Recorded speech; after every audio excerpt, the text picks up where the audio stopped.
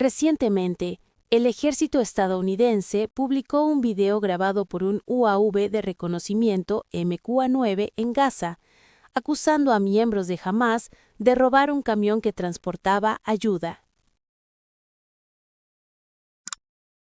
El 31 de octubre, un vehículo aéreo no tripulado UAV MQ-9 perteneciente al Comando Central de Estados Unidos CENTCOM capturó las imágenes del robo de un camión de ayuda en la zona de Han Yunis, en el sur de Gaza. El Centro de Coordinación Civil Militar, CMCC, liderado por Estados Unidos, describió al grupo que atacó al camión como miembros de las fuerzas de Hamás. CENTCOM informó que este grupo atacó al conductor, lo empujó al medio de la calzada y se apoderó tanto del vehículo como de la mercancía. Aún se desconoce el estado del conductor. El secretario de Estado de Estados Unidos, Marco Rubio, compartió el video el 1 de noviembre en su cuenta de X, acusando a Hamás de continuar privando de ayuda humanitaria a la que la población de Gaza espera desesperadamente. Destacó que esta acción afecta negativamente al plan de 20 puntos del presidente Trump para llevar ayuda esencial a civiles inocentes. Estados Unidos está intensificando las actividades de supervisión del acuerdo de cese al fuego en Gaza. Washington estableció el CMCC en el sur de Israel para coordinar las operaciones humanitarias, logísticas y de seguridad, en lugar de depender completamente de la información de Tel Aviv. Alrededor de 200 soldados estadounidenses, junto con militares de varios países aliados, participan en la operación del centro. Este centro también supervisará los programas de estabilización de la Franja de Gaza una vez que cese completamente el conflicto. Según CENTCOM, más de 600 camiones con mercancías y ayuda entraron en Gaza cada día durante la semana pasada, bajo la coordinación de representantes de casi 40 países y organizaciones internacionales en el CMCC. Las Naciones Unidas informaron que los incidentes de robo de ayuda en Gaza han disminuido significativamente desde que entró en vigor el acuerdo de cese al fuego, pasando de más del 80% entre mediados de mayo y principios de octubre a aproximadamente el 5% de los envíos bloqueados en la segunda mitad de octubre.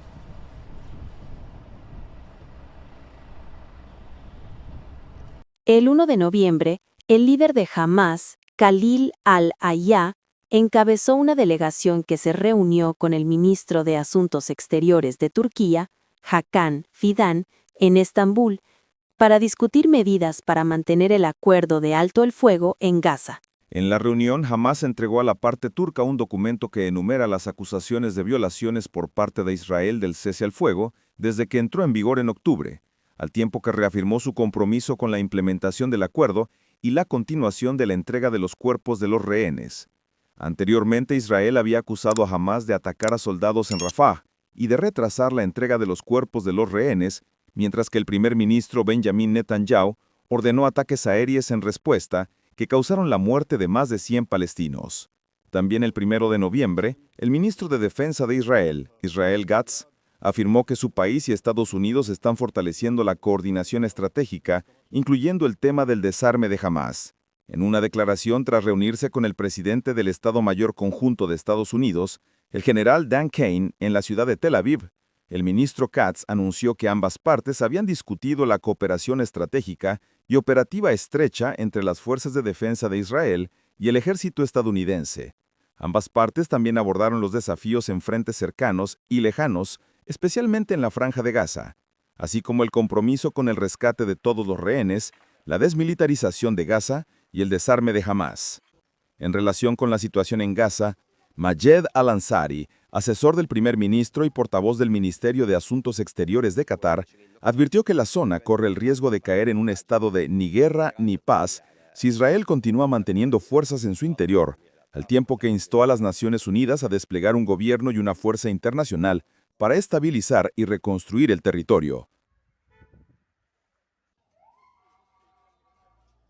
Mientras miles de palestinos esperan con impaciencia la reapertura del paso fronterizo de Rafah, imágenes satelitales recientes han mostrado una intensa actividad en los alrededores, lo que sugiere preparativos para reanudar las operaciones en medio de disposiciones sobre el terreno que parecen colocar la zona bajo un control casi total del ejército israelí.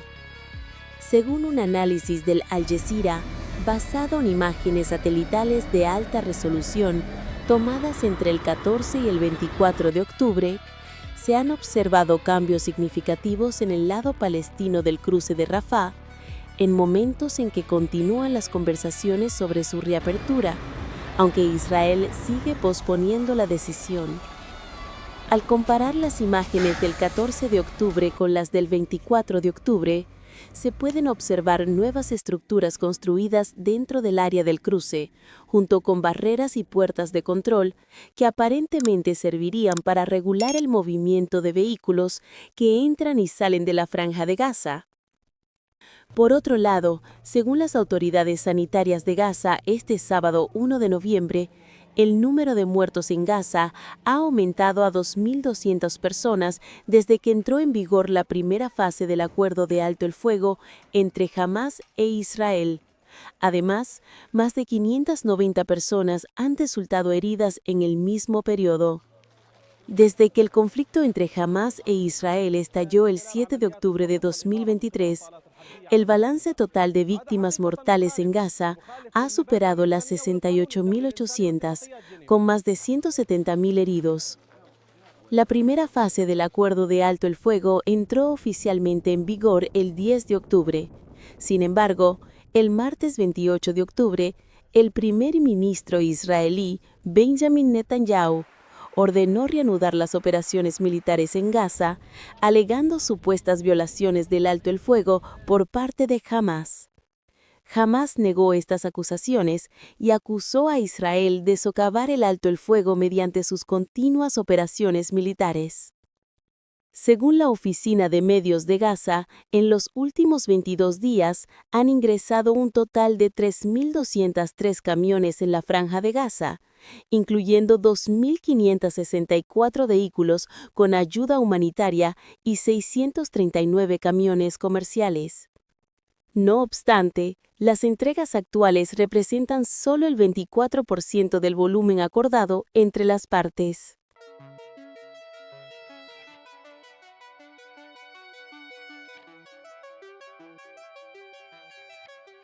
Los palestinos en la Franja de Gaza no solo siguen soportando los ataques sangrientos que continúan ocurriendo con frecuencia a medida que las partes violan el alto el fuego. También se enfrentan a un futuro incierto tras el conflicto, mientras un ambicioso plan de reconstrucción propuesto por Estados Unidos, en coordinación con Israel, genera controversia. La construcción de una nueva Gaza con media docena de zonas residenciales en el lado oriental de la Línea Dorada, un área actualmente bajo control israelí.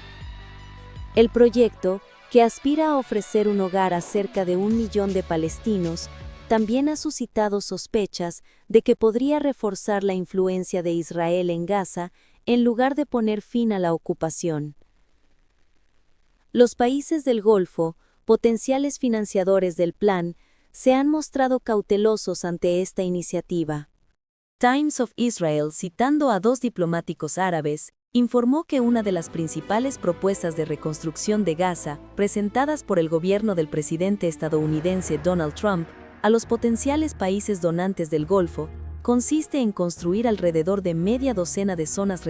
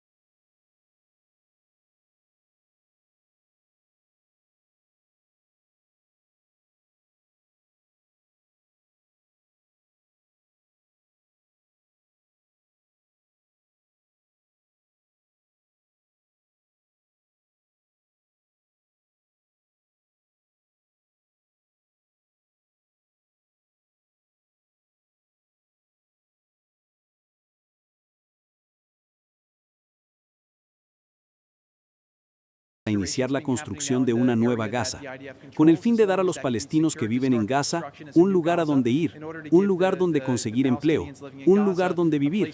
Eso es una de las muchas cosas que se están considerando. La propuesta de Estados Unidos contempla que alrededor de 1 millón de palestinos, equivalente a la mitad de la población de Gaza, se trasladen en un plazo de 2 años a las zonas residenciales que se construirían en el lado controlado por Israel de la Línea Dorada, incluso si las Fuerzas de Defensa de Israel, FDI, aún no se han retirado para entonces. Sin embargo, 2 diplomáticos informados sobre el plan consideran que este objetivo es completamente irreal. Un diplomático árabe que pidió permanecer en el anonimato comentó: «Estas propuestas son importantes, pero considero que es imposible que los palestinos acepten este plan». Aunque los palestinos quizá no deseen vivir bajo el gobierno de Hamás, pensar que estarían dispuestos a mudarse para vivir bajo la ocupación israelí y bajo el control de quienes ellos mismos consideran responsables de la muerte de 70.000 de sus compatriotas es algo totalmente ilusorio. Egipto y Qatar, que anteriormente desempeñaron un papel clave como mediadores en las rondas de negociación sobre Gaza, se muestran muy cautelosos ante la idea de una nueva Gaza que sería construida en territorio actualmente bajo control israelí. A comienzos de este año, El Cairo presentó una alternativa que subraya la no reubicación de los residentes y rechaza cualquier propuesta de desplazamiento masivo, argumentando que un éxodo de gran escala representaría una amenaza para la seguridad regional. Majed al-Ansari, asesor del primer ministro catarí, advirtió recientemente que, si no se avanza con rapidez en la creación de una fuerza internacional que garantice la seguridad y de una autoridad de gestión postguerra, Gaza corre el riesgo de quedar en un estado de ni guerra ni paz. Subrayó que evaluar los daños, iniciar la reconstrucción, realizar labores de rehabilitación y establecer formalmente la preservación de la paz son pasos esenciales para pasar del tiempo de guerra al día después. Al-Ansari también señaló que ya se ha elaborado un marco de 20 puntos para el futuro de Gaza, aunque las competencias y la composición de la fuerza internacional siguen siendo inciertas. Por su parte, David L. Phillips, ex asesor diplomático estadounidense y experto en Oriente Medio, sostuvo que los planes de reconstrucción de Gaza, promovidos por Occidente e Israel, responden más a motivos políticos y de seguridad que a fines puramente humanitarios. Advirtió que si Israel mantiene el control durante el proceso de reconstrucción, esto equivaldría en realidad a reestructurar la ocupación y no a restaurar Gaza. Según Phillips, una verdadera reconstrucción solo puede producirse una vez terminada la ocupación, garantizando la autodeterminación y la seguridad del pueblo palestino. La Casa Blanca no respondió a las solicitudes de comentarios, pero un funcionario estadounidense rechazó la idea de que el gobierno de Trump haya concretado algún plan específico para la administración de Gaza tras la guerra. El funcionario afirmó que los esfuerzos aún se encuentran en una etapa inicial y que se están discutiendo diversas propuestas. Una de esas ideas consiste en establecer un corredor humanitario a lo largo de la Línea Dorada, que se ubica entre Israel y Palestina, donde se crearían alrededor de 16 centros de distribución de ayuda humanitaria similares a los que anteriormente operaba la Organización Humanitaria de Gaza, actualmente inactiva. Sin embargo, el plan ha enfrentado la oposición de agencias humanitarias y organizaciones internacionales que trabajan en el Centro de Cooperación Civil-Militar, CMCC, por lo que aún no ha sido implementado.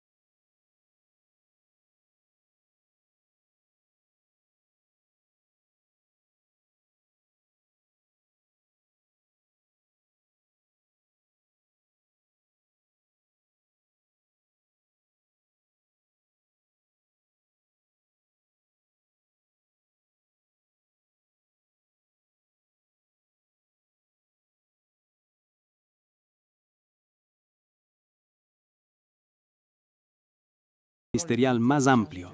Y en paralelo estamos discutiendo con los estadounidenses el mandato de la futura Fuerza Internacional de Estabilización y apremiando a los palestinos a que formen rápidamente el comité responsable de gobernar Gaza. Mientras tanto, según los diplomáticos, Estados Unidos desea que la Fuerza de Seguridad Internacional, ISF, sea desplegada en un futuro próximo al otro lado de la línea dorada, zona que actualmente se encuentra bajo el control de facto de Hamás. Sin embargo, esta idea ha enfrentado la oposición de Arabia Saudita y de los Emiratos Árabes Unidos, países que Washington esperaba que fueran los principales financiadores del proyecto. Aunque el presidente estadounidense Donald Trump afirmó que muchos países están ansiosos por participar en los esfuerzos para desarmar a Hamás, el Times of Israel citó a 2 diplomáticos árabes que subrayaron que la realidad es muy diferente. Según ellos, países como Indonesia, Azerbaiyán, Turquía y Egipto pudieran haber expresado su intención de contribuir con tropas a la Fuerza Internacional de Estabilización, ISF, pero solo si cuentan con un mandato claro de las Naciones Unidas o con algún acuerdo con Hamás que garantice que el movimiento entregará al menos parte de su armamento. Estados Unidos tendría más facilidad para convencer a otros países de participar en la Fuerza Internacional de Estabilización, ISF, si ésta se desplegara primero en el lado oriental de la línea dorada, reemplazando a las Fuerzas de Defensa de Israel, FDI, y si al mismo tiempo se acompañara de un acuerdo de negociación sobre el desarme de Hamás.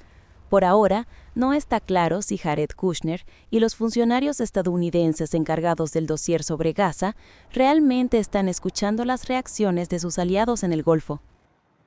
Los países árabes están tratando de mantener un delicado equilibrio, mientras se oponen a ciertos puntos clave del plan estadounidense para la posguerra en Gaza, pero sin querer irritar al expresidente Donald Trump, de cuyo apoyo esperan seguir beneficiándose en otros asuntos. Funcionarios estadounidenses, durante las presentaciones sobre el plan de reconstrucción de Gaza impulsado por Washington, afirmaron que Estados Unidos espera presentar una resolución ante el Consejo de Seguridad de la ONU para establecer la Fuerza Internacional de Estabilización, ISF, dentro de este mes, posiblemente antes de la visita a la Casa Blanca del príncipe heredero saudí Mohammed bin Salman, prevista para el 18 de noviembre, considerada un momento clave en los esfuerzos de reconstrucción de Gaza. Entre los planos de reconstrucción y las promesas de ayuda, muchos expertos advierten, sin una base política clara, todas estas obras podrían convertirse simplemente en un símbolo de una ocupación prolongada, disfrazada bajo una capa de pintura humanitaria. Para Israel, la gran pregunta es si este proyecto realmente traerá una seguridad duradera. No olvides dejar tu me gusta, suscribirte al canal y activar la campanita para no perderte las noticias más importantes del día. Gracias por acompañarnos y nos vemos en el próximo video.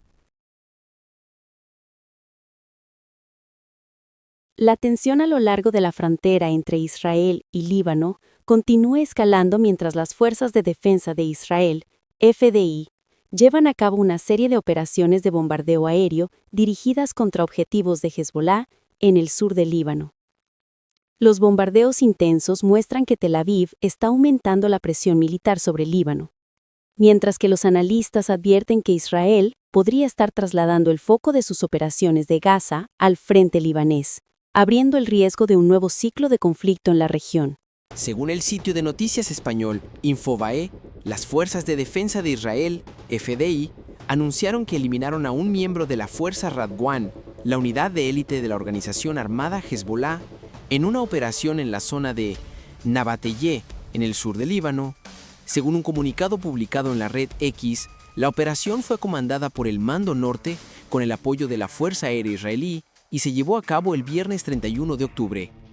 El objetivo era un individuo identificado como responsable de restaurar la infraestructura militar de Hezbolá y de participar en la planificación de múltiples actividades contra el territorio israelí. Las FDI enfatizaron que estas actividades representan una amenaza directa para el Estado de Israel y su población, y violan los acuerdos entre ambas partes. Horas después del ataque en Nabatiehué, el ejército israelí confirmó que continuó con bombardeos en el sur del Líbano, eliminando a un combatiente de Hezbolá en la localidad de Kounin esa misma mañana. La agencia no proporcionó detalles sobre la identidad de las víctimas. Con este incidente, el número de personas muertas por ataques atribuidos a Israel desde el jueves 23 de octubre ha aumentado a 16, en un contexto de bombardeos crecientes contra presuntos miembros de Hezbolá y su infraestructura tanto en el sur como en el este del Líbano. En la última semana, Israel ha intensificado la presión militar sobre el territorio libanés. Según la Agencia Nacional de Noticias del Líbano, NNA, varias áreas del sur como Mahmudía y Al-Yarmak fueron bombardeadas consecutivamente en menos de 20 minutos. El ejército israelí informó que sus aviones de combate atacaron instalaciones de Hezbolá, incluyendo la entrada de un túnel y una plataforma de lanzamiento, argumentando que la infraestructura del grupo en la zona viola los acuerdos de cese al fuego. Además, soldados israelíes junto con vehículos militares cruzaron la frontera no reconocida e irrumpieron en el ayuntamiento de la localidad de Blida, donde mataron a un empleado municipal llamado Ibrahim Salama. El incidente fue condenado por el primer ministro libanés, Nawaf Salam, quien lo describió como un ataque contra las instituciones estatales. Tal como temían los analistas, el ejército israelí continúa bombardeando Líbano, alegando que el movimiento enemigo Hezbolá viola el cese al fuego. Los medios libaneses informaron que al menos 4 personas murieron y 3 resultaron heridas en un bombardeo con drones israelíes en la zona de la localidad de Kafar Rumani, en el sur del Líbano, la noche del 1 de noviembre. La agencia de noticias estatal libanesa afirmó que este fue uno de los ataques más mortales llevados a cabo por el ejército israelí en Líbano en los últimos tiempos. Sin embargo, la identidad de las víctimas aún no ha sido revelada. Muchos analistas regionales temen que Israel esté efectivamente trasladando el foco de sus operaciones de la Franja de Gaza al campo de batalla libanés, después de que Tel Aviv se viera obligado a implementar y mantener un cese al fuego en Gaza, con el movimiento Hamás desde el 10 de octubre bajo presión de Estados Unidos. El acuerdo de cese al fuego en Gaza se alcanzó en Egipto a principios de octubre bajo la iniciativa para poner fin a la guerra en Gaza, anunciada por el presidente estadounidense Donald Trump. El acuerdo recibió el apoyo de muchos países de la región y del mundo, pero enfrenta constantemente el riesgo de colapso, ya que ambas partes se acusan mutuamente de violar los compromisos. El acuerdo de alto el fuego entre Israel y Hezbolá, firmado en noviembre de 2024, establece que ambas partes deben poner fin a todas las acciones hostiles. Según el acuerdo, Israel debe retirar sus tropas del sur del Líbano, una zona que había ocupado durante varios meses, mientras que Hezbolá, la fuerza armada que opera de manera independiente del gobierno libanés, debe desarmarse en esa región y devolver el control total al ejército del Líbano. Es mi deber y el deber de todos los partidos políticos a través del Consejo de Ministros, el Consejo Supremo de Defensa, el Parlamento y todas las fuerzas políticas, aprovechar esta oportunidad histórica y, sin dudar, promover para afirmar el monopolio exclusivo de las armas en manos del ejército y las fuerzas de seguridad, de manera única en todo el territorio libanés, hoy y no mañana. El retiro de Israel detrás de las fronteras internacionalmente reconocidas y la liberación de los rehenes, la ampliación de la autoridad del Estado libanés en todo el territorio, el desarme de todas las fuerzas armadas, incluyendo Hezbolá, y su entrega al ejército libanés, junto con la garantía de una ayuda anual de $1.000 millones durante un periodo de 10 años. El acuerdo también establece un comité de supervisión liderado por Estados Unidos, en coordinación con las fuerzas de cascos azules de las Naciones Unidas, UNIFIL, que patrullan el sur del Líbano para asegurar el cumplimiento del cese al fuego. En el marco del acuerdo, las partes reafirman la resolución 1559 del Consejo de Seguridad de la ONU de 2004, que llama a la disolución de todos los grupos armados en Líbano. Israel y Estados Unidos se basan en esta resolución para exigir el desarme completo de Hezbolá. Según estimaciones del gobierno libanés y el Comité de Supervisión del Cese al Fuego, aproximadamente el 80% de la capacidad militar de Hezbolá en el sur ha sido desmantelada, y el grupo ha cooperado en cierta medida en el proceso. Sin embargo, Hezbolá sigue rechazando el desarme completo mientras Israel ocupe algunas áreas territoriales, violando el acuerdo. Por su parte, Israel afirma que continuará avanzando en territorio libanés si Hezbollah no desarma completamente sus armas. En desarrollos relacionados, Tom Barrack, enviado especial de Estados Unidos para Siria y embajador en Turquía, que también maneja parte de la diplomacia con Beirut, hizo recientemente declaraciones francas y controvertidas sobre Líbano, llamando repetidamente al país un Estado fallido y afirmando que Líbano difícilmente pueda cumplir con la exigencia central de Estados Unidos, desarmar a Hezbollah. Barrack hizo estas observaciones en el Diálogo de Manaja, organizado por el Instituto Internacional de Estudios Estratégicos IISS en Bahrein, una conferencia de diplomacia y seguridad anual que reúne a muchos líderes regionales. Las declaraciones de Barrack se consideran una de las críticas más duras de Washington hacia el gobierno de Beirut después del acuerdo de cese al fuego con Israel a finales de 2024, y reflejan la creciente frustración de Estados Unidos con el proceso de desarme de Hezbollah en Líbano. Continuó diciendo que Hezbollah, la organización armada que controlaba efectivamente el sur del Líbano durante décadas, antes de ser derrotada por Israel en la guerra de 2023-2024, aún posee entre 15.000 y 20.000 cohetes y misiles que amenazan a Israel. Estados Unidos ha presionado al gobierno libanés para desarmar a Hezbollah y este gobierno se ha comprometido a hacerlo, pero según Barrack, ese objetivo es irreal.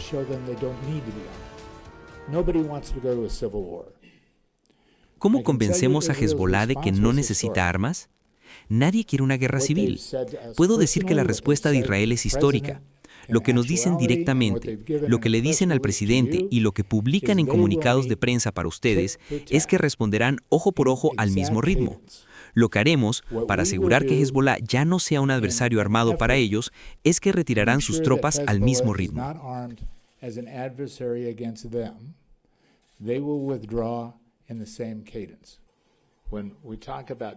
Cuando hablamos de desarmar a Hezbollah, el propósito real es por la comunidad chiita, no contra ellos.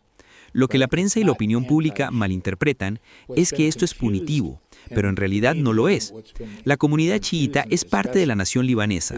Esta es una decisión de los libaneses, pero necesita la cooperación de Israel para implementarse.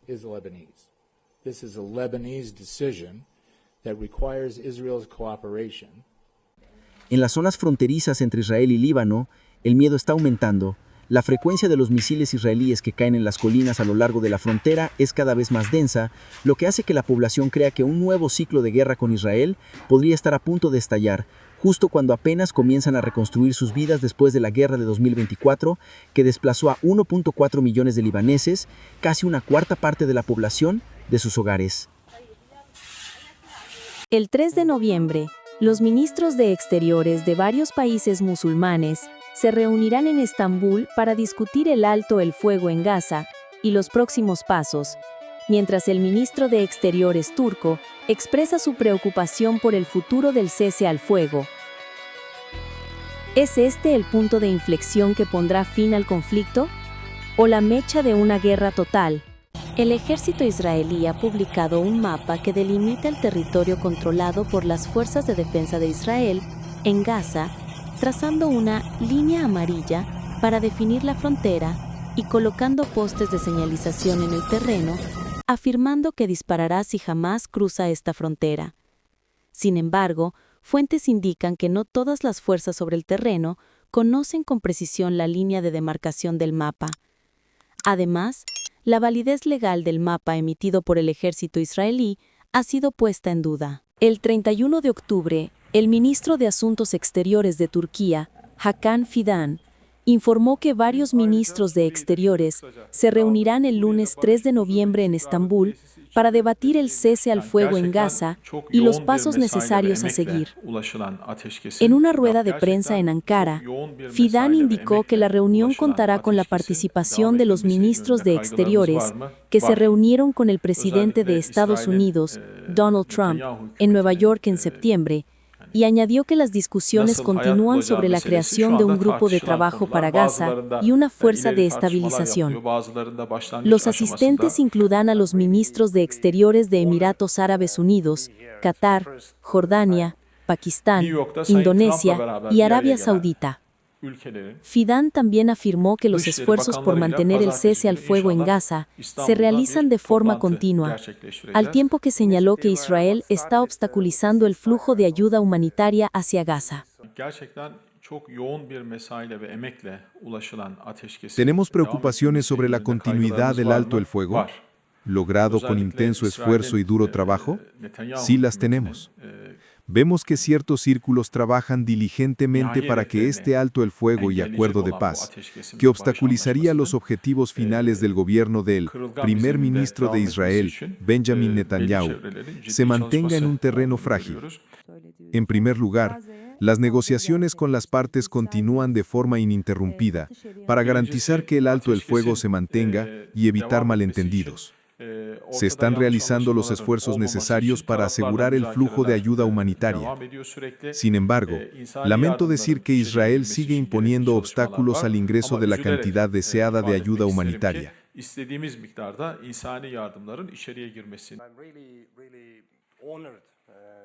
Más de 3 semanas después de que Hamás e Israel implementaran el cese al fuego del 10 de octubre, ambos bandos se han acusado múltiples veces de violar el acuerdo. Israel acusa a Hamás de un ataque que mató a soldados de las FDI en la ciudad de Rafah, en Gaza, a principios de esta semana. Hamás afirma no estar involucrado en el incidente, al no poder contactar con sus miembros que operan en territorios controlados por las FDI. Israel llevó a cabo un masivo bombardeo aéreo sobre Gaza los días 28 y 29 de octubre, que según las autoridades sanitarias de Gaza dejó más de 100 muertos. Los residentes de Gaza expresan ira y desesperación ante la reiterada violación del alto al fuego por parte de Israel en Gaza en los últimos días, cuando sus fuerzas bombardearon edificios residenciales en la zona. Estamos verdaderamente agotados. ¿Qué crimen habían cometido esos niños asesinados en el bombardeo? Ese niño hecho pedazos. Esa niña que perdió la cara. ¿Por qué tenemos que soportar todo esto? ¿Por qué no podemos vivir una vida normal como todos los demás en el mundo?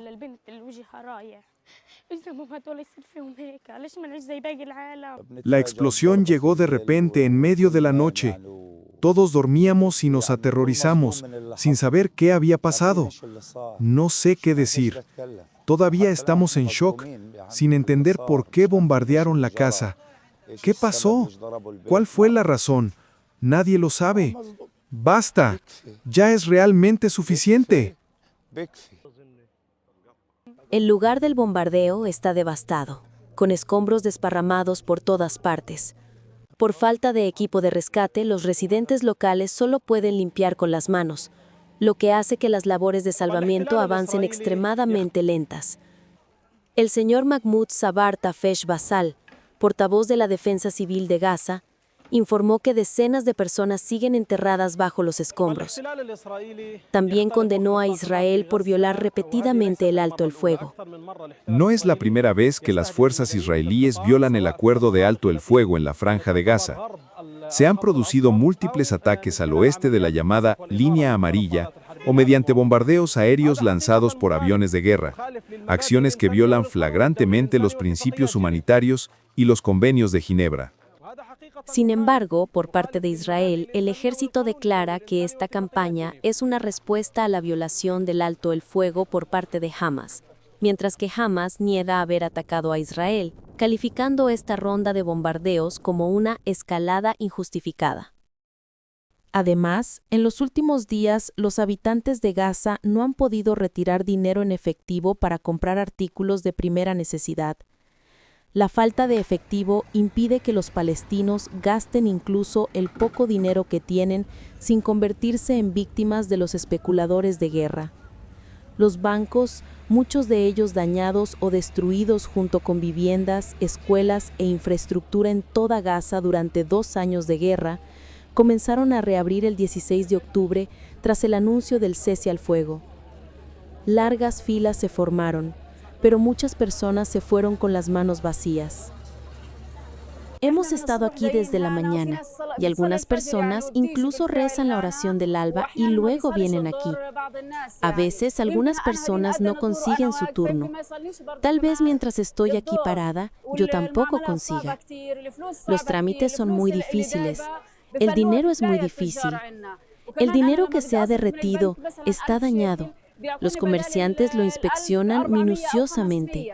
Y cuando intento sacar del banco 1.000 shekeles, aproximadamente $308 estadounidenses, me dan 400, aproximadamente $123, o 500, aproximadamente $153 en su lugar. La comisión de los comerciantes es muy alta y los precios son muy caros. Un trámite bancario solía tardar menos de 1 hora. Ahora un trámite puede tardar 10 horas. Eso sí es que te toca. Necesitas 2 o 3 días para ir y venir, pasando toda la vida allí de pie, y al final solo consigues 400 o 500 shekeles. ¿Qué se puede comprar con esto con los precios increíblemente altos de hoy que no podemos permitirnos? En cuanto al salario, el salario es de 2.000 séqueles, aproximadamente $615 estadounidenses.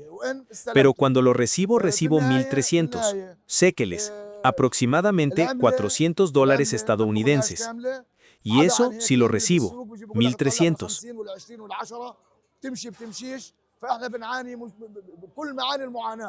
Desde que empezó la guerra, llevamos sufriendo 2 años. Este dinero se ha derretido, está dañado. ¿Puedes ver cómo? Lo estoy arreglando y trabajando en él para que pueda circular de mano en mano. Los comerciantes se ven obligados a aceptarlo por menos. Es decir, este billete de 100 séqueles pierde 20 séqueles. La gente se ve obligada a comprar azúcar con los 100 séqueles y venderla por 80. ¿Por qué? Porque se ha derretido de nuestras manos por 2 años de guerra. Yo trabajo y gano 20, 30 séqueles y me voy con una hogaza de pan. Frijoles para la cena, falafel, cualquier cosa. Algo simple. No es que pueda comprar verduras ni nada. No, solo lo justo para sobrevivir. Los habitantes de Gaza necesitan efectivo para la mayoría de las transacciones diarias, desde comprar alimentos en el mercado hasta pagar facturas de servicios públicos. Pero Israel bloqueó la transferencia de billetes junto con la mayoría de los demás bienes, tras el ataque y la toma masiva de rehenes perpetrados por milicianos liderados por Hamás en octubre de 2023. En primer plano de estas crisis, se encuentra la crisis de liquidez de efectivo, que se ha convertido en una de las crisis económicas más significativas y peligrosas que enfrenta el ciudadano palestino. Esta situación, de manera incidental, ha generado muchas otras crisis y fenómenos negativos a nivel financiero. Una de las más destacadas es la práctica de vender efectivo a tasas y comisiones que han alcanzado hasta el 50% del valor del dinero de los ciudadanos. Este problema ha erosionado el valor del dinero de los ciudadanos. Esta guerra ha provocado la destrucción completa y exhaustiva de los sectores económicos. Los sectores de producción industrial y agrícola han sido destruidos, al igual que el sector comercial y el bancario. Además, aproximadamente el 90% de las sucursales bancarias y su infraestructura en la Franja de Gaza han sido destruidas. Estamos hablando de un colapso total del ciclo financiero y económico en Gaza desde los primeros días de la guerra en la Franja. Israel ha suspendido el suministro de billetes nuevos a Gaza desde que estalló el conflicto con Hamás. Mientras tanto, las transacciones en línea están limitadas debido a la infraestructura bancaria dañada. Algunas personas recurren a comerciantes para cambiar dinero en efectivo y en ocasiones deben pagar comisiones adicionales de hasta el 40% del valor. La situación de extrema dificultad obliga a los habitantes a utilizar sus ahorros o intercambiar bienes por artículos de primera necesidad. El problema del suministro de efectivo a Gaza no se menciona en el plan de paz de 20 puntos del presidente estadounidense Donald Trump, que también deja abiertos los detalles sobre reconstrucción y seguridad. El